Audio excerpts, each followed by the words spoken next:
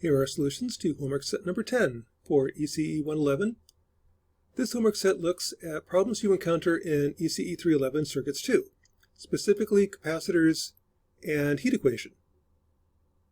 Now problem number 1 is suppose the current flowing through a capacitor was as follows. Find the voltage. Well, capacitors are integrators. The voltage across the capacitor is 1 over C times the integral of the current. So this is just the same problem I looked at before, it's integration. If I assume my initial voltage is at minus 5 volts, then I'm going to add the area under the curve. Initially the area added is 0. I'll then add this area. This has an area of 1, so it goes up by 1. This has an area of about 2.5. Let's go up 1, 2.5. Now I have an area of 4. Go up 4. 1, 2, 3, 4. Right here. Adds an area of 2. It's 1, 2. Then I start subtracting. This has a small area of 1.5. Come down 1.5. Area of minus 2.5. And 2.5. Area 1.5. Then 0. So the blue line will be the voltage. The red line is the current. Capacitors are integrators. Problem 2 is write the differential equation that describes the following circuit. Now, in electrical computer engineering, you're almost going to have a math minor by the time you graduate. Differential equations are all important. That's why you're taking Calc 1, Calc 2, Calc 3, differential equations. I think that's it. Something else like that. Pretty much the whole world is described by differential equations, circuits included. The trick for analyzing this circuit is for a capacitor, I equals C dB dt. So if I can write the voltage, or the current I1, I know the derivative of V1, how V1's changing. So to do that, I1 is the current from the left, plus the current coming up from conservation of current. Those two currents add and produce I1. So I1 is C dB dt. That's equal to the current from the left, V0 minus V1 over 15, plus the current going up, 0 minus V1 over 300. Doing some algebra, this is the differential equation that describes that circuit. Electrical engineering is all about differential equations. You need differential equations to describe any circuit with capacitors, or next week, inductors. To solve that differential equation, there's many ways to solve it. When you take Calc 2, Calc 3, Calc 4, you'll come up with ways to solve that by hand. The beauty of Matlab is even if you haven't had calculus yet, you can solve using numerical methods. So I know the derivative. So like if this is the function, here's time, here's the derivative. To integrate, I find the area under the curve. One way to do that is to sample it, in this case sample every 10 milliseconds, and take the area under the curve. So roughly, this is called Euler integration. I'm going to take the value of dy dt at these points, multiply the width, which is 10 milliseconds, and the total area is then roughly the integral. That's called Euler integration. There's other forms of integration that are better. This one's simple. So the trick is I first have to find the derivative at any given point. That was the previous solution. Once I know the voltage is, I can find the derivative. If I know the derivative, I know the area under the curve. The area at this time is the previous area plus width times height. The width is 10 milliseconds. The height is the derivative. Move forward in time 10 milliseconds and keep going. This is a numerical solution to that differential equation. When I'm done, if I plot the voltage versus time, this is what I get. So that's what I expect V1 to do. As I turn on the circuit, the capacitor charges up, satisfying a first-order differential equation. And again, that's the beauty of Matlab. Even if you haven't had calculus, I can still solve that differential equation using numerical methods. If I go into Circuit Lab, build the same circuit, give this a step input, and plot the voltage, V1 versus time, I'm going to plot it for 1 second, make the step size 1,000 times smaller. That gives you 1,000 points on the plot. That works out pretty well. What you get is exactly the same answer we got in Matlab. That's really what CircuitLab is doing when it simulates. It's coming up with the differential equations for the circuit, finding the current to the capacitor, and then integrating, moving forward every millisecond. Okay, so that was a first order system. Now let's have some fun. Let's look at a 10th order differential equation. So suppose I had a 10-stage RC filter like this. Write the 10th order differential equation that describes it, then solve it using Matlab. And that kind of sounds intimidating, but it's actually not that bad. A little bit of foreshadowing. This is what we're going to be getting to. I'll describe that 10th order differential equation, then solve it in Matlab. So I'm going to start out at 0 volts, and as I run it, this shows the voltage on each capacitor versus time. It runs for 10 seconds. This is one thing that I'm kind of impressed with Matlab. Matlab is not designed for animation, but actually does a really good job at it. I can show you how the voltages charge for 10 seconds. Then after 10 seconds, I'll show you what the voltages are at each node for 10 seconds. So there I just solved a 10th order coupled differential equation in Matlab. How do you do that? Well, given the circuit, the first step is to write the differential equations. And it's actually not all that bad. I've got 10 voltage nodes. I need to write 10 equations for 10 unknowns. And these are going to be coupled differential equations. The first node is easy. V0 equals 10. The node V1, that's your capacitor. Same as we did before. The current I1 is the current from the left, plus the current coming up, plus the current from the right. So I1 is C dV dt. That's the current from the left, V0 minus V1 over 15, plus the current from the right, V2 minus V1 over 15, plus the current up, 0 minus V1 over 300. Doing some algebra, dividing by C, grouping all the terms, plugging in numbers, this is the equation you get for the first node. Now by symmetry, all the nodes are identical, so this is the same differential equation you're going to get for node 2, 3, 4, up to 9. Just change the index. The oddball is the last node, because the last node only has a single resistor, a single 15 ohm resistor connected to it, rather than 2. So the last node will be a little bit different. What happens is this node disappears. On the last node, there is no node to the right.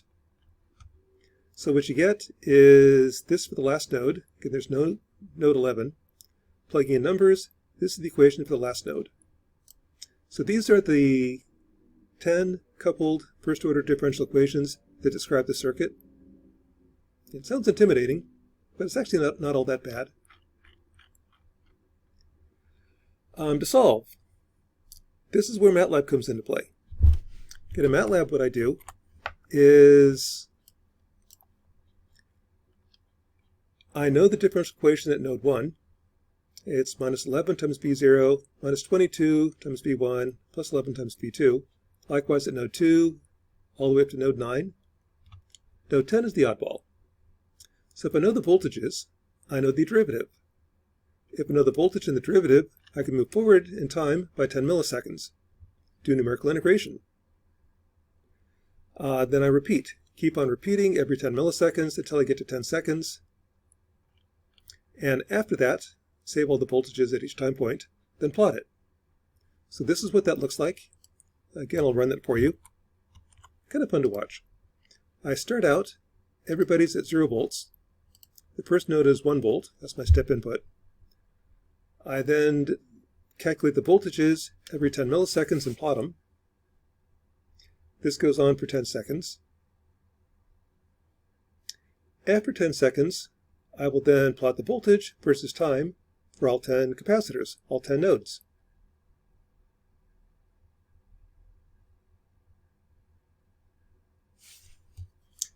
There you just solved a 10th order differential equation.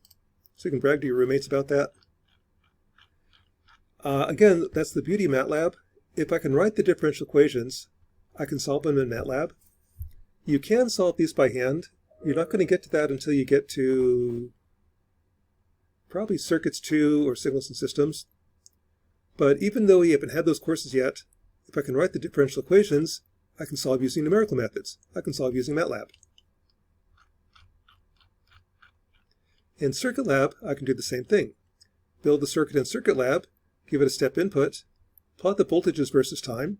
I'm plotting it for 1 second, steps every 1 millisecond, and I get exactly the same answer. So again, that's what Circuit Lab is doing when it simulates it. It sets up the differential equations that describe it, calculate the current of the capacitors, integrate, keep going, repeating every 1 millisecond, and what you wind up with is your voltage versus time. Same thing we did in Matlab. Now, here's one thing kind of interesting. When you take Math 129, you're going to be covering linear algebra, solving n equations and unknowns, matrices, and in that class you cover eigenvalues, eigenvectors. Eigenvalues are defined as the matrix A times lambda. Actually, let's try that again. A minus lambda I. That determinant equals 0.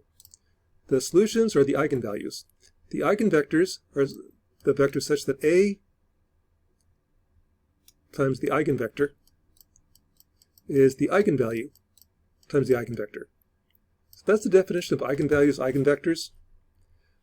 So what? What does that mean? Well, the problem they have in Math 129 is they have to make the class generic, so they can't favor electrical engineers, mechanical engineers, business majors, whatever. So it's kind of hard to give examples. Well, in this class, we can give examples. We can play favorites. Let's give an example of what eigenvalues, eigenvectors are relative to this RC circuit. Now, eigenvalues tell you how the system behaves. Eigenvector tells you what behaves that way. Now, if I take the same system that I had in Matlab, so I've got this system right here, and put that in matrix form, what you wind up with is the derivative of V3 is minus 22 times V3. So these are all the same. So on the diagonal, I'm going to have minus 22.78. On the off diagonals, I get 11.1. So doing that, let's set up a 10 by 10 matrix. That's your state transition matrix.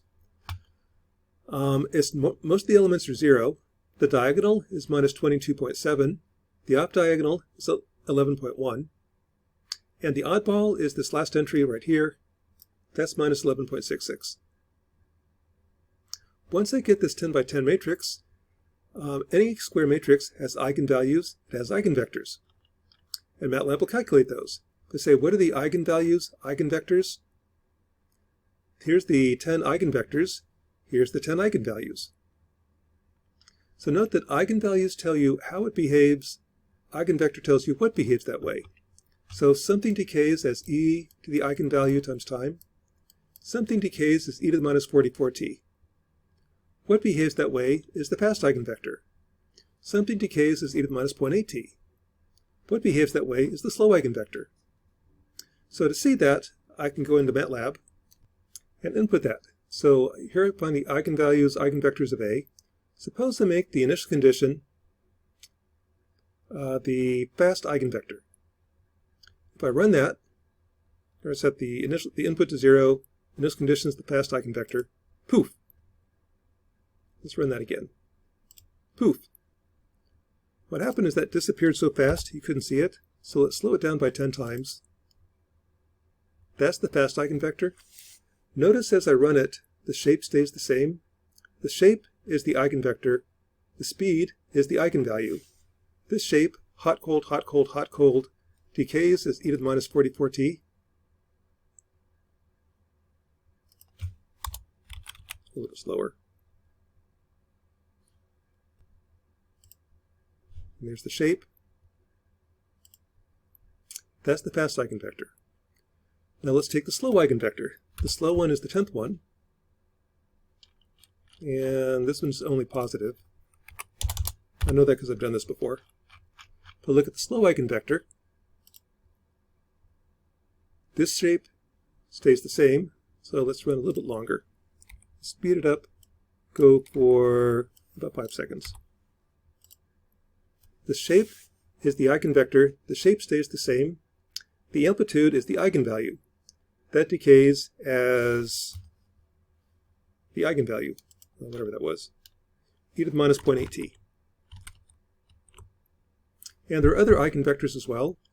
The fast one, slow one kind of makes sense to me. Again, if we go hot, cold, hot, cold, hot, cold, that quickly decays.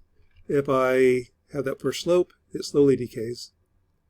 There are other eigenvectors as well. Let's take eigenvector number 9. So there the shape stays the same. The shape is the eigenvector. The eigenvalue is minus 2.75. That decays to e to the minus 2.75t. Take the 8th eigenvector. That shape is the 8th eigenvector. That decays to e to the minus 6.44t. And there's other eigenvectors as well. That's what eigenvalues eigenvectors are. The eigenvalue tells you how it behaves. That exponential decay is e to the minus 6.4t.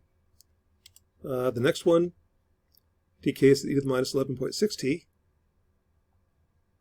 Its eigenvalue. And the shape is the eigenvector. That's kind of what eigenvalues eigenvectors are. Very few people understand eigenvalues. Even fewer understand eigenvectors. So it's kind of confusing. Join the masses. But they actually do have physical meaning.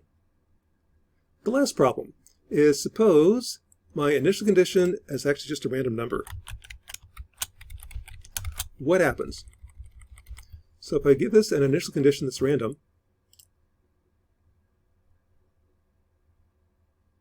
that's what happens. Let's slow it down just a little bit. Let's go for 2 seconds. Make this 02. I give it an initial condition that's random. Very quickly, it smooths out, and then I get this shape. That shape I've seen before. That's the slow eigenvector. What's happening is the fast modes decay quickly, the slow modes decay slowly. When I give it a random initial condition, I'm exciting all 10 eigenvectors. The fast ones, again, go away quickly, leaving you with a slow mode. And it's not just random, it happens every time. Run it again. Fast modes decay quickly, leaving the slow mode. That's kind of what eigenvalues eigenvectors are. What we're seeing right now is the slow eigenvector.